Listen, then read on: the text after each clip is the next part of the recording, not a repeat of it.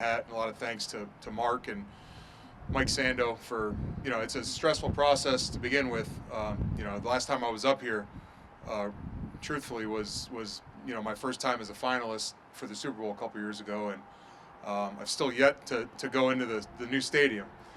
Looking forward to that this Sunday, but it's a stressful process. It's you the ballot comes out in August, and then as you know, it gets whittled down, and then when you don't make it, it's a full year before you have that opportunity again. And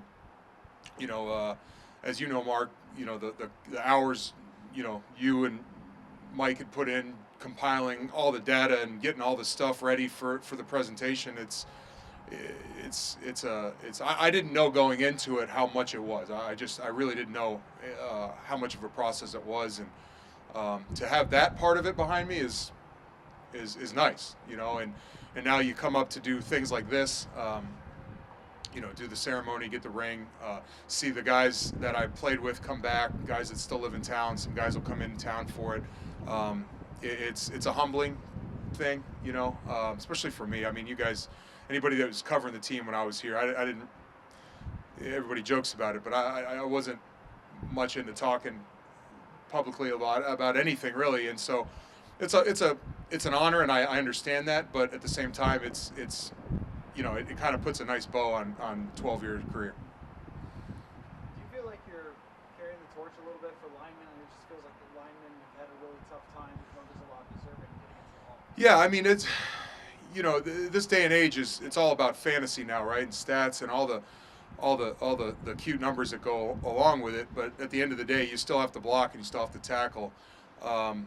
And there's a lot of good linemen that are playing right now in this league, and they put good stuff on film each week. And that part of the game, even though it's kind of, from a fan standpoint, like I said, with the fantasy, it's kind of turned into a little bit of a microscope on the 7-on-7 part of it. You still have to control the line of scrimmage. When you get to December and there's teams still have to run the ball, you still have to control the clock, you still have to, when the weather gets bad, you're not going to be flinging it around. There's an element to the game that will never change, and you're still going to need quality linemen to do that. Steve, what else do you do in and related to the game? Yeah, so I've been I worked in the Titans front office for a couple years in the pro side of scouting. The last 3 or 4 I've been with exclusively with Seattle as a consultant doing college evaluations for linemen. So it's fun. It's a job that I get to kind of make my own schedule on. I travel when I need to, but it keeps me involved, keeps my foot in the door with the game. I get to see everybody. The NFL is always changing, right? I mean, coaches, players, but it's a small circle. It's a small world that way, and I get to see people that otherwise I wouldn't have a chance. What's the process like of scouting college linemen now? It's difficult. Yeah, it's difficult. The college game's changed. Fast pace, more of a passing offense for the most part. You still have your schools that are traditional run, but you see. I think for my job, I see the technique is getting farther and farther away from the fundamentals. It's more relying on raw athletic ability, and then guys coming into a team and then being kind of shown what to do in that particular system. And whereas before, everybody was tough and hard nosed, and that was a given. It's just, were you a zone team like Denver, or were you a power team like Kansas City? I mean, that was the differences 20 years ago. Now it seems like these colleges are so wide open, and they throw the ball, and you've got to kind of get back to basics. So that's the tough thing when you need to find a guy you need to be turnkey, ready to go. There's few guys that still are, but a lot of that has to be developed. Steve, what would you say your favorite memory as a Viking was? I mean, you just got to look back. I think. Well, I mean, there's more than one, but that '09 season's probably the highlight of my time here. Even though clearly we fell short of our goal, but just the whole process. I mean, I spoke this morning at the Dunkers downtown, and somebody asked me the same question, and I get joy out of being here. It's in 2006 when we were 6-10, and then you go to 8-8, and then it's 10-6, and then 12-4, and we're one play away from the Super Bowl, and so that process, building a good team doesn't happen overnight, and you saw the progression each year in those 4 years, those first 4 years, and it's my entire time here was great. In 09, that 49ers game, that last drive. Yeah. What was Brett like? I mean, Brett was exactly like you'd expect a guy like Brett to be. You know, it didn't faze him. You know, it was like, we've got to do it. We've got to make it happen. You know, I can't remember exactly what he was saying in the huddle, but you know, when you have a quarterback that's confident in that situation, it kind of brings calmness to the huddle. There's no panicky. There was no wide eyes. There was no jitterness. It was just, you know, I think everybody, all 11 guys in that huddle, knew we were going to somehow, some way go down the field and score. And of course, the throw he made at the end was, there's only a handful of guys probably ever could do that. And you know, I'm glad he was on our team. I've been on the receiving end of so many of those throws when he was in Green Bay, and it was good to have him on our team for that one. I imagine it's hard to top wearing the gold jacket and seeing your bust, but what are your emotions going to be with setting the board and reappearing in front of Vikings? Yeah, I mean, all that stuff is that means a lot. You know, it's, you know, I think when you're up there and you have the opportunity to do it, and then you hear the crowd get into it, you know, it's just an appreciation for the work you put in all those years, and all the sweat and the training camps and Mankato, and you know, all the injuries and this. I mean, it's kind of full circle, and all those memories kind of flood you at the same time. So, yeah, it's going to be special. What's your non-playing weight? I'm back to actually high school weight. I think I'm sub 250 now, which it's been a long time. So I'm down probably 75 pounds at least from where I played. You know, it makes it a lot easier to find clothes. I'll tell you that. Have you and Burke met? Yeah, I just was with Burke this morning. You guys like wonder where the rest of you guys? Yeah, we joke about it, but you know, we were. I hadn't seen Burke in years, so we were trying to figure that out last time I saw him. Now we talk on the phone and via text a lot, but I haven't seen him in person in a while. So the first thing we did was, "What's your diet? What are you doing? What's your regimen?" You know, and it's funny. You know, you still talk about the same things that way. It's even when we were playing. It's like, all right, you know, how are you gonna get stronger? How are you gonna maintain this? How are you gonna do that? Now it's the opposite. How are you gonna keep losing?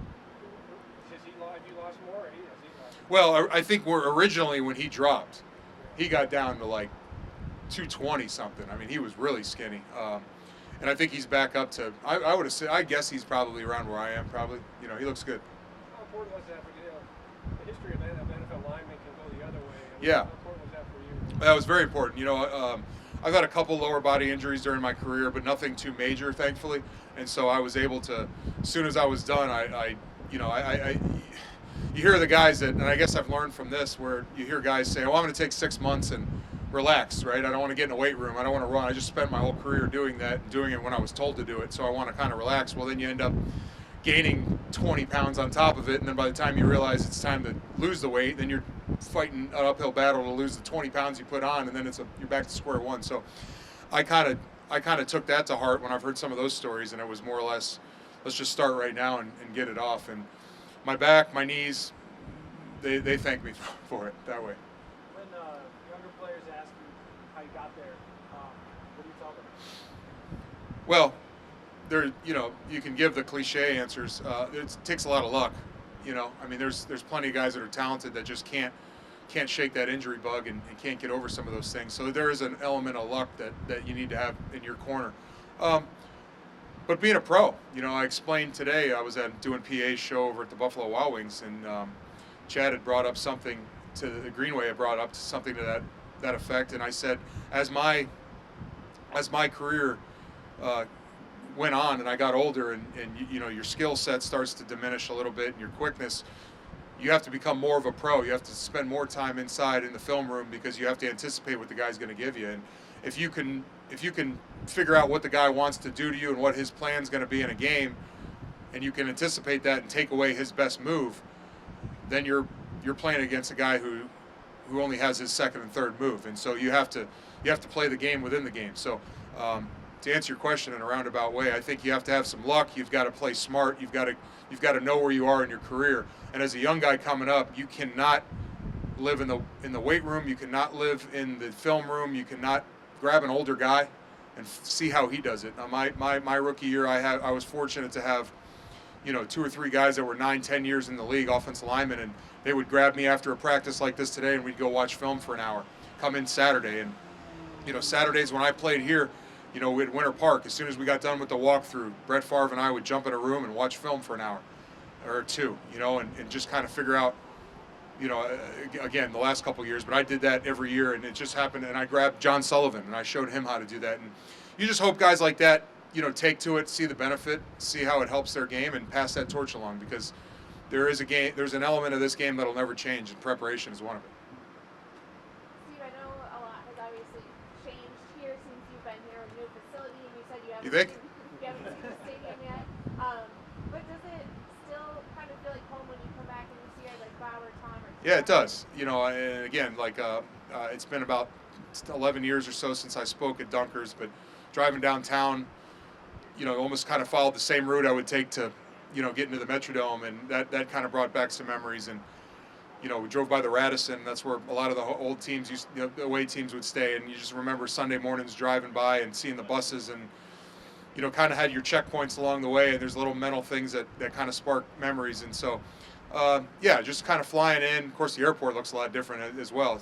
And a lot of the downtown looks different, so I had to get my bearings in certain spots. But there's landmarks that you always know and remember, and it'll bring back things. So it is nostalgic that way. Good. All right. Appreciate you guys. Thank you.